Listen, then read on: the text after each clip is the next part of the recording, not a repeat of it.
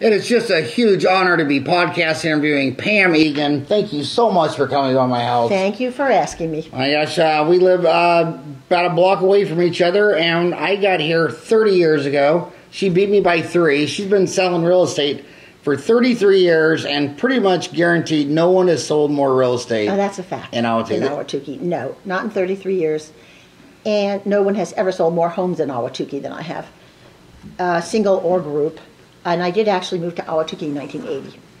Oh, you're in 1980. But I started the parent-teacher organization that nobody had at Kyrene de Las Lomas when we were the only school. My kids came from New England schools. I'm a New Yorker. And kindergarten was babysitting, and there was no curriculum. And Kyrene was not. Las Lomas was the only Kyrene school because Mr. Presley, who developed Ahwatukee, developed as a retirement community. And the salespeople would say to him, "You've got to stop just being retirement. People are coming off the freeway with kids, and we're telling them you can't live here." So Mr. Presley said, "We can't. We don't have a school." And they said, "Build one." "Well, we can't. No school district wants us." "Well, then start a school district." So that's how Kyrene School District got started. Thank you, Ahwatukee. Wow. I love the history of Ahwatukee. As a preeminent real estate professional in her community, Pam is dedicated to providing the finest service available while breaking new ground. Because the real estate industry is becoming more sophisticated and challenging every day, you need a professional that understands the industry and is positioned to stay ahead of the game. She goes the extra mile to help you achieve your goals. That's why she constantly researches the market and property values, so your home is priced effectively from day one. She also makes sure the public knows your home is for sale by using innovative advertising and marketing techniques to attract potential buyers. But I would have to say probably the best way she sells your home is she knows almost everyone in Ahwatukee. I want to ask you, I know no one can predict the future. Warren Buffett says anybody that predicts the price of a stock in the next year is completely insane. But it seems like, I mean, I'm 55. I've lived here 30 years. It seems like about every 10 years this market corrects. Yeah, they're about 10-year cycles, 10 to 12 years. You're exactly right. How I know this? My dad was a builder on New York's Long Island right after World War II. My entire life has been in home sales. And every 10, 12 years, it changes. Up and down, up and down. And if you were to go to New York Times archives, take a look at real estate, it's all the same. It's just all the same. That's how it goes. Well, the last crash was it 2008 or 2009? Well, 2009 was the worst year. We crashed around just the tail end of 7. 7 was pretty good, and things still looked optimistic. And then beginning of 2000, end of 2007, beginning of 2008, it looked a little strange, and then the rest is history. Yeah, Lehman's brother. And that movie, did you ever see the big movie on it, The Big Short? Yeah, I know. My oldest son's a financial analyst. He was on Wall Street at the time, and he actually was working for Lehman Brothers at one time. Is wondering where the real estate market up or down, should that be playing in someone's mind? About 4 or 5 years ago, I was asked to sit on a panel of experts at the Ritz-Carlton. I was the only resale agent. I'm a broker. I'm an agent, but I'm a broker. Asked to sit on that panel. On that panel of experts was the chief economist for SRP, the dean of W.P. Carey Business College, anybody who in Arizona has an idea of what's happening money-wise for the state, transportation department, people like that. And one of the gentlemen made a comment about how the market is so changing, the future is not what it used to be, suburbs are going to go into the toilet because young people don't want to live like their parents. I really had to put my 2 cents worth in that because that is not correct. It's not that they don't want to, they are just delaying. My kids are old, none of them are married. I see kids marrying later. They have huge obligations in their 20s, college debt. They don't get married in their 20s. They are delaying that to their 30s or 40s. They're having babies in their 40s. They're going to live to be 90. They'll have to work till they're 70. They're just delaying, and so they should. So it's not that they don't want to, they're just delaying it, and it is coming. Approximately 83% of who buys in the Ahwatukee estates grew up here. My first babysitter, when I moved here in 1980, is 50 years old. Hard to believe since I'm only 42. But anyway, So we now have a generation of 50-year-olds who grew up in Ahwatukee. It's their hometown. Approximately 83% of the buyers for the Ahwatukee custom estates grew up in this neighborhood. I get the phone call, which is why I have the largest buyer base for custom homes in Ahwatukee, because I get the phone call. Mrs. Eagan, I went to school with Jonathan, Jeremy, Ariane. I am now married. I love the boys. They're all like, yeah, I married a surgeon. I married a dentist. They all married up, right? Not stupid. And I now have 2 kids. I want to grow up in the neighborhood. I want to buy in the neighborhood I grew up in. So the smart ones, or their parents, were on them, and their accountants, to buy when prices were half price, 2009. At that time, they would have been about 38 years old, with 1 or 2 children. They were probably planning to have a 3rd child. They bought for half price. They are not going to sell till their baby is at least 18. So half of what's owned in the Ahwatukee Estates, just for example, are those kids. They're not going to sell their house till their youngest graduates. And the other half, unfortunately, are Howard and I. We live in the estates. We have no children. We have a big house we shouldn't have. There's no reason for it. We can afford it. We're busy. We don't want to take the time that it takes to move out. And so we're not selling. And we're not retiring at 55. So in the next couple of years, the estates, custom homes in Ahwatukee, there's going to be no inventory. See, I'm hanging on to this house because it's the only thing I have left after the divorce. Mm-hmm. So you'll wait to see the market improve, which it is. Yeah. Which it is. Because, again, the captive buyer, the captive audience, that guaranteed, they're not people from China. People in China are not Google searching Ahwatukee. New Yorkers Google search Scottsdale. They try it, Chicago, all those big cities, and then they realize, somebody tells them you should look at Ahwatukee. Then they see how gorgeous it is, how wonderful it is, how the quality of life is, how close to everything. There was a point when my kids were younger, my husband once said to me, do you know that there is life on the other side of the freeway? We don't have to know. Everything we need is right here because this neighborhood was master planned beautifully. It's gorgeous. When I walk up to, what's that, Corona del Sol, the mountain hike? Corona de Loma is a hike right out my house to the top, or you go to Telegraph Pass and you look down Ahwatukee. We overlooked Tempe, and it Chandler, is Gilbert, just Mesa. gorgeous. Yeah. It is Did you so know gorgeous. that Frank Lloyd Wright chose Ahwatukee as a place to build his next resort just before the stock market crash in the 1920s? Wow. That would be Clubhouse Drive. So Chandler Boulevard to Clubhouse Drive, if you go south on Clubhouse Drive. So let's talk about things that can go horribly wrong. We have 2 issues of 2 things go. A lot of people bought around a golf course called. It's very sad.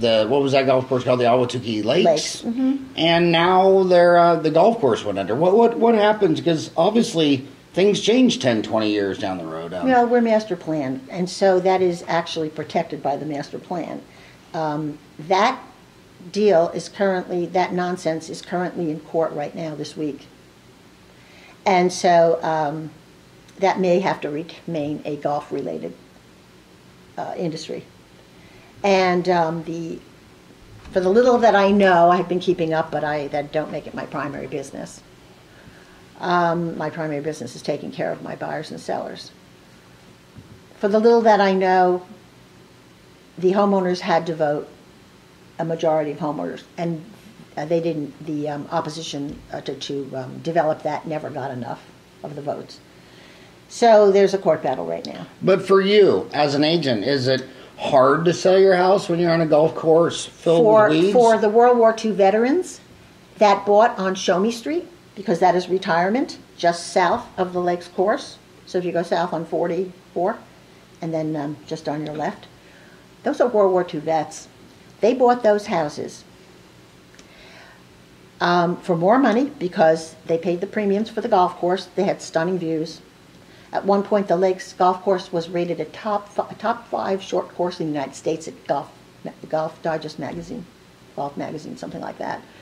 So you have World War II vets and their widows or wives. My parents bought in retirement because they were blue collar and they could afford to play golf in Ahwatukee. They couldn't afford, my dad, to play golf anyplace else. And they now those people, they don't play golf anymore. They're in their 90s, but they lost the value, completely lost the value of that property. That's criminal. I think that's criminal to do that to World War II vets. Without any regard, this developer came in and said, what? So was he thinking, no, actually, I'm a nice guy. When I put houses in there, which, quite frankly, the density of the homes is not what it was presented to be. It's going to be a lot more houses than anybody thinks it is, and a lot more traffic. And we already have traffic. We have senior citizens coming out of there. We have high school drivers that just got their license at that traffic light.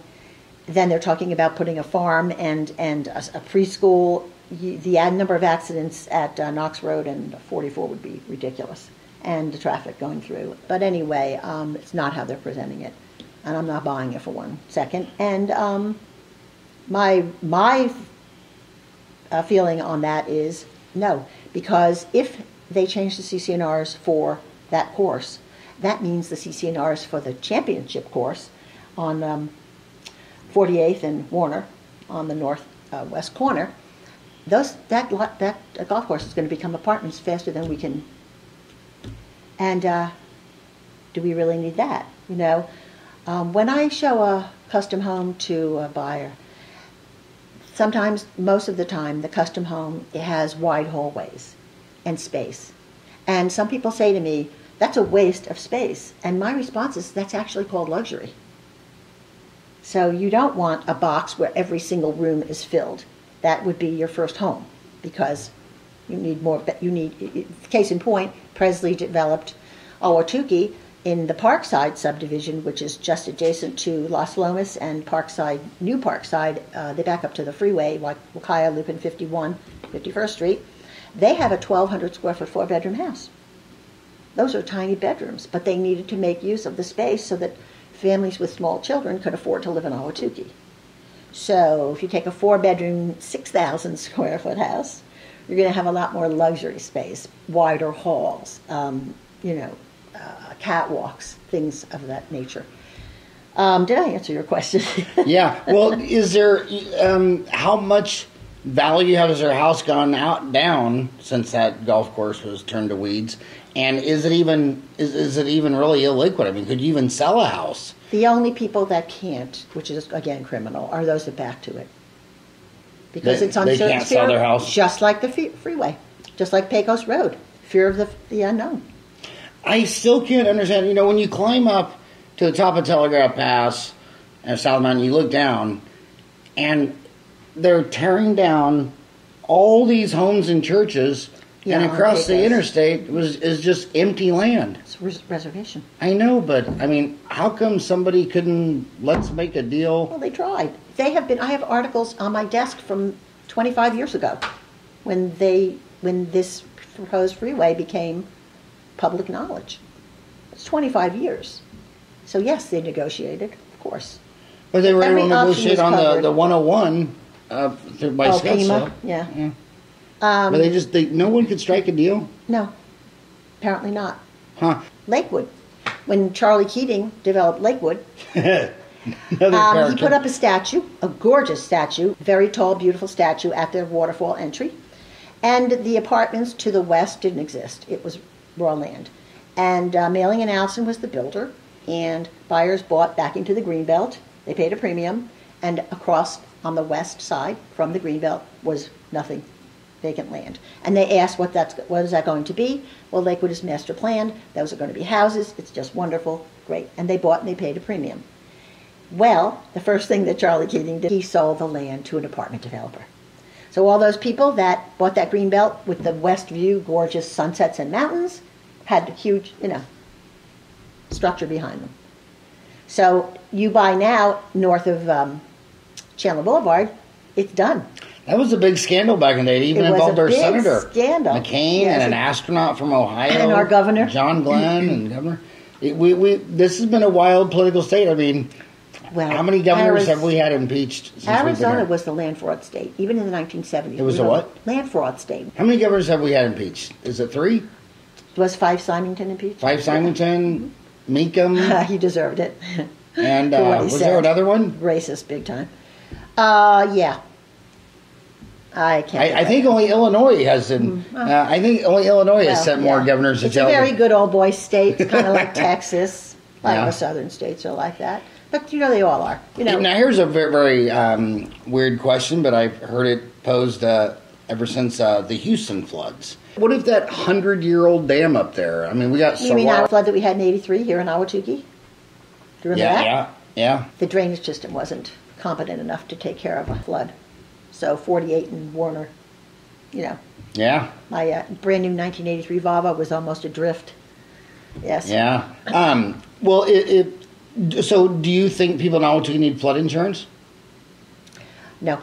No. I would have them talk to a lawyer or the escrow officer and Yeah. make sure. But to my knowledge, no. But FEMA doesn't have us in a flood.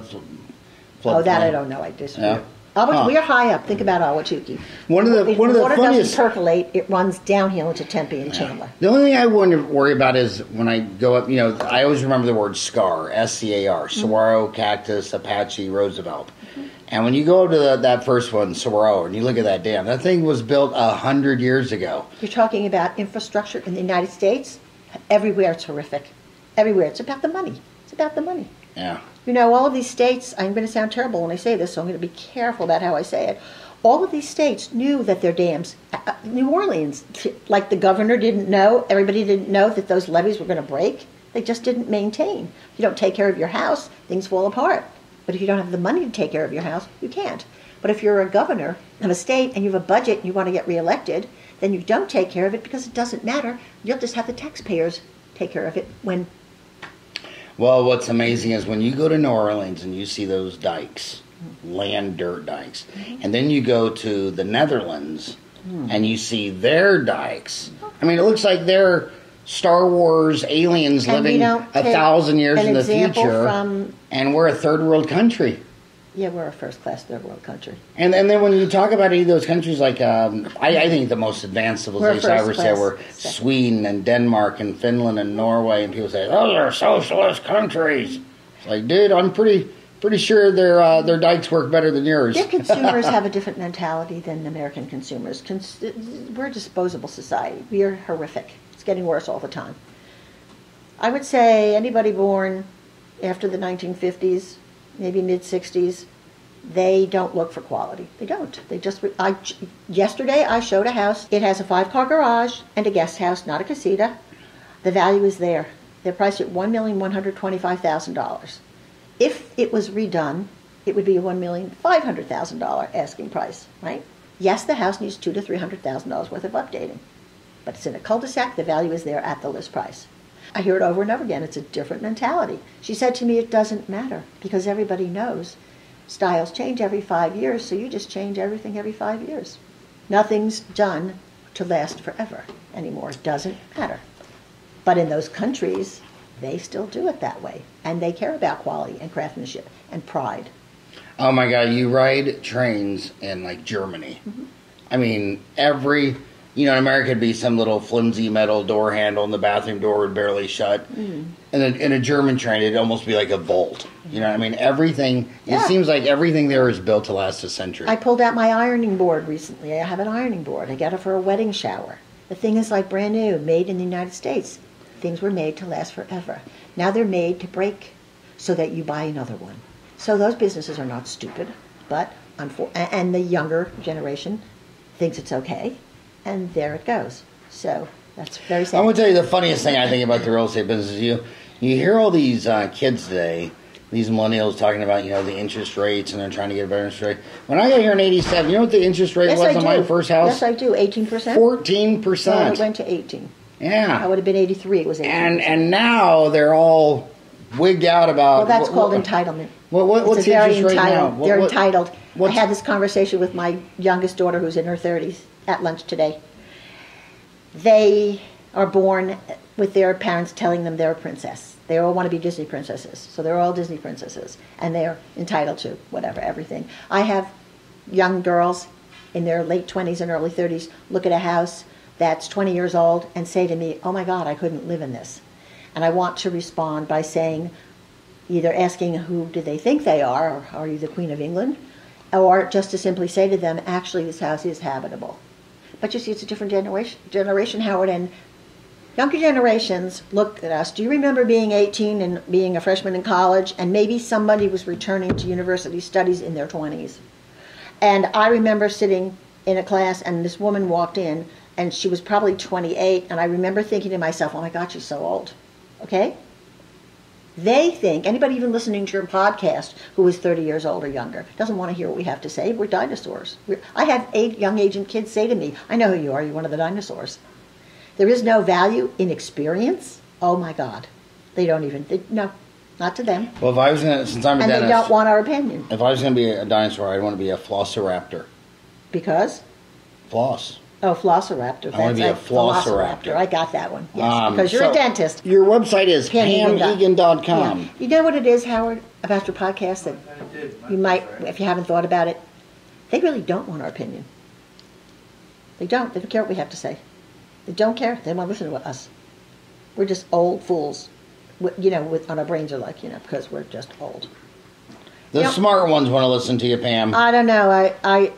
My client base, the entry level, they are referred to from their parents, their boss. I'm hiring to work in Tempe, Chandler, Ahwatukee. You need to call Pam Eagan for your real estate agent. And they listen and they respect because they've been referred. We have 2 dental schools. We have one in Mesa and one in Glendale. And for 30, for all the years, those smart ones that would come by your office and they'd be young and they just want to meet you, press the flesh, and learn. And you watch those kids 10 years later, those ones that were looking for older mentors, the cream always rose to the top. I mean, why learn all the lessons the hard way? But what will my homies find on your website, PamEagan.com? There's a link to multiple listing. There's testimonials. But I mean, does that? So if they want to buy a house in Ahwatukee, what's the first step? You need a neighborhood expert. So they would call you up, and then you would what? You would give them. I would ask them. So tell me where you are in the process. Are you a cash buyer? What percent are cash buyers in Ahwatukee? Entry level? Very few. So like what percent? Of entry level buyers are cash? 2%. 2%. Yeah, because they inherited. Yeah. Because their parents were buying them the house. I know. I picked the wrong parents. The only thing I inherited was my dad's funeral bill. Me too. Bill. Are you kidding? I picked the wrong parents. The most successful business people are those that had nothing growing up and had to work. I worked 3 jobs to pay for community college. And then I finished at ASU. But I had worked 3 jobs to pay for community college because my father said, you turn 18, figure it out. So what is your definition of an entry-level house? If you were a young millennial. Ahwatukee? Yeah. Entry level now is about $250. 250. 3-bedroom. And a lot of common questions I hear the kids are, like you had mentioned, there's houses, there's condos. A lot of the points share walls. No. What is that called? Townhouses. If you have a common wall, you're a townhouse. Okay. And what's a better investment? A shared wall single townhouse? Family, detached, condo? I don't care. I made my daughter, people say to my daughter who's single, still single, where do you live? My mother made me buy a house in Mountain Park Ranch. You're damn right I did. Because the value is there, Mountain Park Ranch, $25 a month. Community pools, one of them's heated year round. Are you kidding me? Look at the location. The value is always there. I made it by a single level. That's the most valuable. Your house. Why? Why? Because 60-year-olds always move down to a single level and pay cash. Because when you're in your 60s, you're not going to buy a 2-story, because what if you wait till you're 65, you knee surgery, you're going to be old, you're a widow, you live alone, your electric bill is cheaper because you're not heating and cooling. So you're saying in 5 years I'll move. I'm 55. You should be buying your house pretty soon because I already bought it. I was thinking instead of downsizing from this house, just go buy the casket. Just downsize. Well, if you want to keep this to maintain it, look, I'm casket. freaking stupid, John and I, to be in the house we're in. My daughter's hammering us all the time, and so is my son. Why the hell are you still in this house? Next goes the pool. Next goes the roof. That's $30,000 because the house is 30 years old. And then comes the pool, going to have to be redone. We redid it with PebbleTech, but that's already 18 years ago. My heat pumps, huge, gorgeous, wonderful, expensive as hell. Yeah, they're now 12 years old. Uh-oh, they're out of 10-year manufacturer warranty. That's going to be another $30,000. So back. And the water bill, the taxes. But right now, it seems like all the houses in the Equestrian Center, a lot of them been for sale for a long time. Let me tell you another reality. The person who's going to buy your house, Howard, is not you and me. No 60-year-olds, 50-year-olds going to look at this house. They're going to be 45 years old because they are local business owners. They grew up here. They want to raise their kids with the big backyard where they grew up, right? Their husband is working, he's the primary earner. He works, let's say he works for corporate America. You want to kill yourself. That's why my son got out of corporate America. He said, I can't take it anymore. They expect too much. You don't work 5 days a week, you work 6. Sometimes you work 7. Sometimes your team is 5 and then it's down to 1 and then you're the guy. And then the benefits, you want a raise? Well, we'll give you a raise, but we decrease your benefits. They are so put upon. They look at your house right now, every one of these houses, including mine, which I put a $160,000 remodel into a couple of years ago. I have $300,000 in it since I bought it, and it's still not completely updated. So best investment, first home buyer, single family detached house. And how many square feet? How many bedrooms? Well, how many car it depends garage? on what you can afford. I mean, no, but I mean, right. But for an investment, I mean, is it more liquid to have a 3-bedroom, 2-bath as opposed to a 2-bedroom? 3-bedroom, 2-bath. 3-bedroom, 1.5. 3-bedroom, 1 3/4 bath. The other one has a shower. One has a shower. One has. So basically, 3 bedrooms. A realtor has to say 1 3/4 bath, but people say 2 baths. Do people even take baths anymore, or is it mostly showers? Women do. Women take baths? Some women do. Men don't take baths. I was going to take a bath the other night, but I didn't have 2 hours to clean all the crap out Exactly, of the there it is. It's a storage bin. So that would be a starter home. What would you say would be the first level upgrade from a... Oh, and that 3-bedroom, 1 3/4 bath, 2-car garage, you said? 2-car garage, big backyard, big enough for a pool, big enough for kids to play. You get into Ahwatukee for $250, $270. And what would the interest rate be on a 30-year? Depends on your credit, because interest rates are based on credit now. Really? And is it still the old saying that when you do a 30-year mortgage, you have 12 payments a year for 30 years, that if you paid 13 payments instead of 12, it'd be a 15-year loan? If you work where you have a bonus at the end of the year, you have extra money to throw on the principal, throw it on. But would you recommend that they do a 30-year or a 15-year? Okay. Do the 30-year, because then you're not obligated to the 15-year higher payment. You can't obligate. You don't want young kids obligated to more money than they can maybe afford. God forbid one of them gets sick and can't work. They qualified on 2 jobs, then they have 2 kids. They weren't planning on 2 kids. They were only planning on 1. So they planned, okay, if we have 1 kid, then I only have to pay the babysitter for 1 kid, and then I can go back to work and we can still afford this payment. And then, oh my God, they have a 2nd kid. And it's twins. And then she can't go back to work. And they lose that. So they're not obligated to the higher payment. So then they're only obligated to the 30-year fixed lower payment than the 15-year rate payment, which would be higher. So take the 30-year. Every case is so unique and individual. I need to know all the cards in the poker hand. And that's part of the benefit of having an agent who cares about. But this conversation that we're having in this podcast, there's so much to this. What you said in the beginning is no good. This is very generic for 10 years ago. Oh, she keeps up with the industry. The difference is, I am dedicated to what's best for my buyer and seller. They come first. You know why? Because I already made my money. I don't live from paycheck to paycheck. I am still not retired. I'm still in this business because of the joy I get in taking care of the referral buyers and sellers that are sent to me and making sure that, so I take the time. I am one of my office is Realty Executives. We are executive agents. We don't take new agents. We do now. Just recently we got new owners. Unfortunately, I'm not happy, but that's okay. We have brick and mortar offices right there on Ray Road. I am at this point the only broker, that has private office. You go to any real estate office, you drive into a neighborhood, and you want to see a real estate agent, office is closed. You know why? Because they're working smarter. I'm in the customer service business. And if I don't continue to give the level of customer service that I think they deserve, which is what I would want, 100%, then I'm going to go out of business. Because my name is important in this community. I don't want somebody running around, I never even saw her, she was too busy, too important. When they go to sell, then they remember my name. Are you done with work at 5 o'clock, 6 o'clock, 7 o'clock? I will meet you in my office. Do you think that's fun? 7 o'clock at night going out again? No, but it's what they deserve. We sit down across a business desk. They're getting a divorce. You go to an attorney.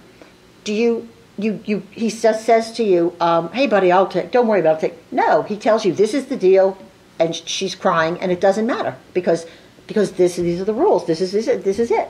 Yeah, so is this contract. So what happens in his life that's important that he will remember? your first marriage, your first baby. Most important things, your first house. You remember the day you bought your first house. You remember the day you closed on it. You worked hard. You saved your money. It's important. It's a celebration. I sit those kids across the desk and make them feel like they are really awesome. Because congratulations to them. They actually followed the rules. They did everything they were supposed to do. They're able to buy a house. It's a big deal, and I celebrate you. Hooray for you. You need to feel good about that, right? They need to go out of there feeling accomplished, right? And this is what you're promising the seller. So this is, right? So these kids, they know everything. And what's interesting about that? Every time I'm involved or talking with an agent, and they come off like that, I list your house, we get an offer. The agent, I say, so tell me, how many years have you been in business? The answer is 6. It's always 6. Or I'll look at them, I go, so this is your 6th year in the business? I go, yeah, it is. How'd you know that? Apparently by year 6, you know everything you need to know about being a dentist or being a real estate agent or me. So this, everybody says there's a lot of parallels in dentistry. Dentists come to Ahwatukee, and they'll sign of them. And they'll sign a 5-year lease. But they're so smart because they're a dentist that they didn't have to have any real estate agent look at it. Oh my God, right? And then 2 years later, they're coming over to my office and they're crying about some contract. I'm like, well, who's your attorney? Who read it? Mm-hmm.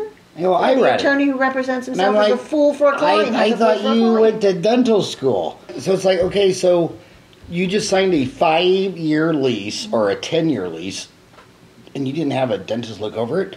Or you just went and bought a house, and you did it through a seller, through one of these quick close things. It's like, okay, so he works at Intel, and you're a plumber, so who has the 10, Ryan, 20, 30 years? can I get you in on this conversation for a second? So all these real estate companies now are trying to take me, or old-fashioned real estate companies out of business. I get that. That's fine. Everybody's trying to reinvent the wheel always in this world, and it's always going to happen. Okay, fine. Gives a crap, right? And they say, we buy your house. You don't have to ever show it. You don't have to. So easy. You know why it's working right now? And let me ask you, remind me to ask you, why would you do it?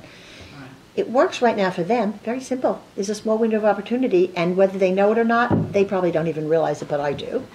Okay, so 2009, you could buy a house in Ahwatukee. You grew up here, you're 24 years old. You're working a couple of years because you're out of college. You have a decent job and you have a regular paycheck, and your accountant's been telling you, buy a house because you're paying these taxes. And your parents are saying, it's time to buy a house. Yeah.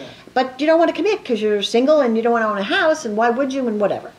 And your accountant and your boss, you don't own a house. And I've heard in resumes, if you don't own a house, if you do own a house and the other guy doesn't own a house, you might get the job because you commit. You don't have a fear of commitment. You own a house, okay? So if I'm hiring, I might, if I didn't know who to hire because they were so close and whatever, I picked the kid that went ahead and made the commitment because they're not afraid to commit. Okay. So they get a phone call for this the house that's worth $260, entry level, right? And they don't call me, and I tell them, if they had called me, I said, well, I can get you $260,000. But they saw the commercial on TV. It says, you never have to show your house. We'll close whatever date you want, so you don't have to get out in 30 days, whatever you want. We'll give you the cash. No, you don't have to fix anything. Done. Okay. They're selling to whatever for $200,000, $210,000. The reason they are is because they're lazy. They don't want to work. They moved into the house. That was 2009. It's almost 10 years. It's 8 years.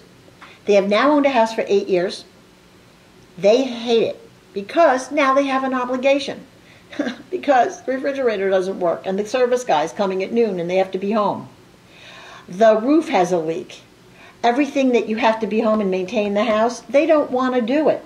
They get a phone call from out of the clear blue because now owning the house is terrible. It's a commitment. It's an obligation that they don't want. They get a phone call. We'll give you $200 cash right now. They paid $170 for it. Boom, they take it, but it's worth $260 because they're lazy and it's instant gratification and easy in, easy out. Paid $170, right? Whatever. They're going to get $200. That's $30,000 in their hand because they're paying no closing costs. Now they're going to go rent. Now they can have their days off and never worry about mowing the lawn or painting the house or fixing the roof leak or anything that comes with home ownership, right? So that's only going to last until that inventory runs out. Because the rest of the homeowners want their equity. You are so informative. I have. So my question to you is, would you personally? I don't know, because it depends on your tolerance for pain. When you're a homeowner, there's pain.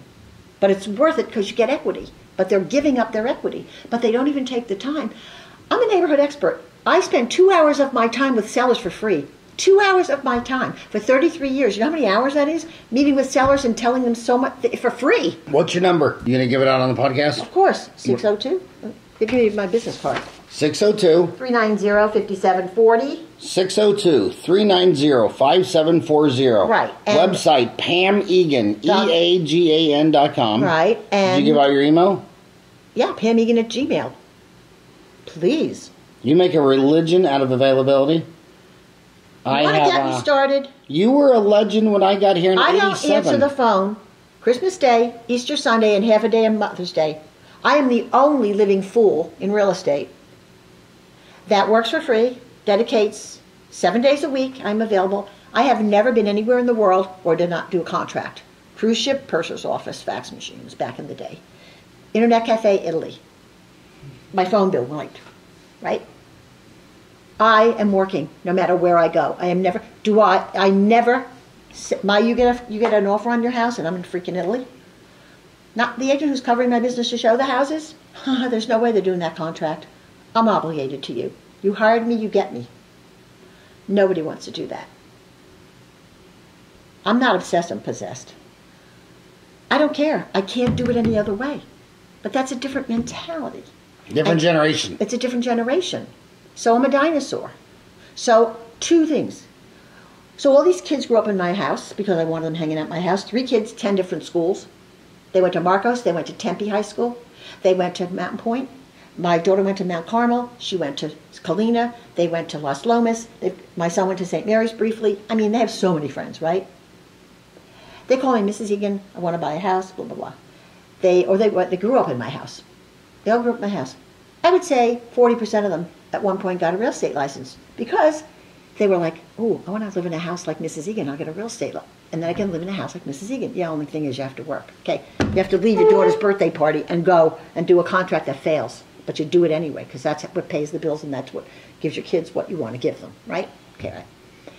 So I didn't used to curse, but that's the only way I can keep my blood pressure down. So this little shit that grew up in my house said to me a couple of years ago, in my house, so Mrs. Eagan, most of them call me Pam, how come you're not retired? How greedy are you? How much money do you need? How greedy are you? I looked at him and I said, let me tell you why I'm not retired. I am not retired because if I retire, my clients' grandkids, their relatives, their friends, would have to work with you? No and hell no. My kids have told me the whole life, slow down, slow down, slow down. We're just born to work. We can't. We were born to work. But that's our hour. That's our format. It's our passion. That's our commute to work. It's our passion. If you find what you love, you will do this, and it's never a job. It is. If you do what you love, you never worked. You kids are so freaking fortunate. When I graduated high school, as a woman, I had 5 choices. I could have been a mom, a waitress, a secretary, a dental assistant, a stewardess, teacher, 6. That's it. If I was a science nerd, I would have become a doctor, but I would have had to been, whatever. But that's, but for most women, they had 6, 7 options. That was it. You kids have every jobs that we never heard of. You have 1,000 options to make money. You have 10,000 options to make money. You can work from home and be a multimillionaire. Find what you love. Don't lie and say, I love it.